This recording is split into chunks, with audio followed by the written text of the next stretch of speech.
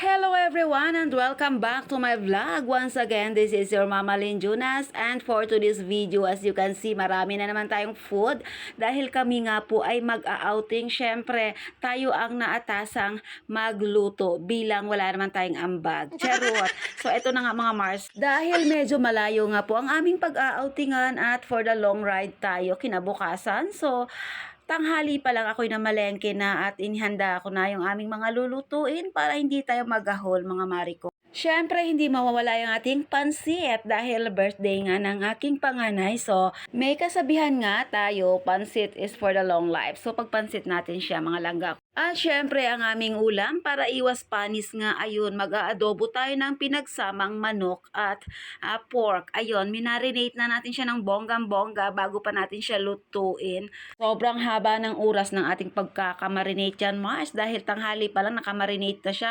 At lulutuin natin siya ng mga hating gabi at madaling araw nga po yung aming larga kasi going to Batangas kami from Cavite. Ayan na po ang ating adobo na may halong patatas. Syempre napakasarap na yan dahil napakahaba nga ng oras ng ating pagka-marinate. At syempre meron din tayong nilagang sweet corn at meron din tayong itlog. Ayan, para hindi kami magutom, Mars, kasi food is life nga kami. And of course, ayan na nga ang ating pansit. Niluto natin yan 1 hour before ng ating biyahe para nga mainit-init pa at hindi mapanis. At of course, meron din tayong dessert. Nagawa din tayo ng buko pandan gelatin na napakasarap. At kita nyo naman, hindi tinipid sa ingredients. Meron pa talaga yung fresh buko at cheese on top. Anyway, yung ibang food natin na pwede rin naman nating lutuin doon na mismo sa beach, katulad na lang ng ihaw-ihaw. Ayun, doon na kami nagluto at doon na rin kami mismo bumili sa tabing dagat ng fresh na isda. At meron din tayo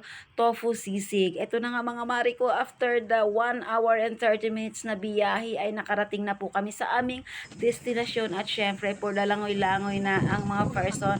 And of course, after mag-swimming ay back to the cottage na kami at mag-prepare na kami ng aming kakainin. Anyway, ang video ito ay during lunchtime namin at yung aming breakfast nga ay hindi na natin na video. Syempre, bago pa natin simulan ang ating swimming activity ay mag-aalmusal muna kami. At nagbaon kami ng thermos at syempre pandesal at mga kape at mga kung ano pang mga pwede naming inumin. Ayun mga langga ko.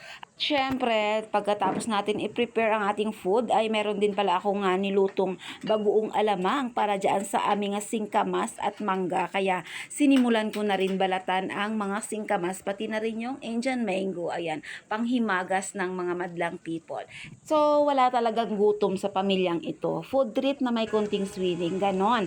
Aminin mo, Mars, pag nasa tabing dagat ka at taglangoy-langoy ka doon sa tubig, ay pag-aahon mo, siguradong gutom ka na naman. So ayan, para walang ang gutom ay marami tayong nakahandang pagkain.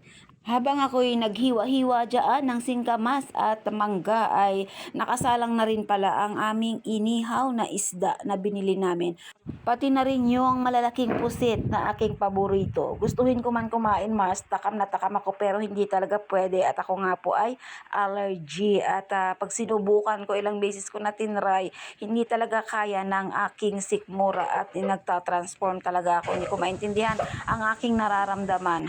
Kulang na lang iluwa ko pati aking bituka. Yan na nga mga Mars. So, niloloko pa talaga nila ako. Sabi nila, try mo isa lang. Nako po, baka hindi nyo kayanin pag nag-try ako at hindi nyo ako kayang sakluluhan. So, para hindi masira ang ating masayang araw ay wag na lang. Ayun. Anyway, ito na nga. Ito na yung pinakamasayang part ng ating kwento. Ang kainan na. At tinawag na nga natin ang ating mga kapamilya mula doon sa pagkalublob sa gitna ng dagat ay kainan na po. Ayan na, nakahanda na yung ating food na pinaghirapan natin yan lutuin. Cook with love ng inyong mamalin. Ganon. At kitang-kita mo naman mga Mariko, mga pariko na tuwang-tuwa naman sila at syempre busog na busog ang ating kapamilya sa ating hinandang pagkain. At medyo mainit na nga mga Mariko dahil mag-12 na at lunchtime na nga. So inusog na namin ang aming table bandang malilim na part. Although ang aming cottage naman ay napaligiran ng mga puno, so hindi naman gaano nga mainit. At syempre pag nakaramdam ka ng mainit ay for the lublob ka na doon sa dagat. at tsak na mawala ang iyong nararamdaman ng init ng katawan dahil malamig nga po ang tubig sa gitna ng dagat. At ayun na nga ang ating birthday girl.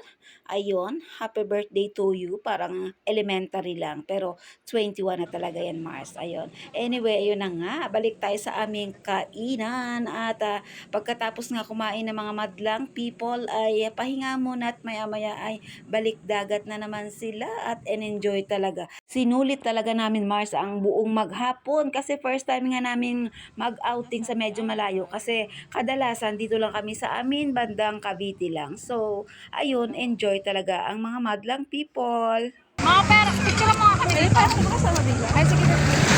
Dito, oh. At syempre, para kumplito talaga, hindi mawawala ang pag-video-video at ang picture taking ng mga palangga ko. Ayan, ang aking anak at ang kanyang jowa bells. Ayan, for the enjoy talaga sila. At syempre, yung iba pa nating kasamahan ay naandun sa gitna. May kanya-kanya silang mga mundo. So, ayun na nga, hanggang dito na lamang. Tapusin na muna natin ang ating video at mag-enjoy kayo. Kayo ba? Nakapagdagat na kayo? Kung hindi pa, aba, ano pang inaantay nyo? Let's go! At hanggang dito na lamang. Thank you so much for always watching my videos. Huwag kalimutan mag-like, comment down below at pakishare na rin and follow for more. See you again until my next video. Babush!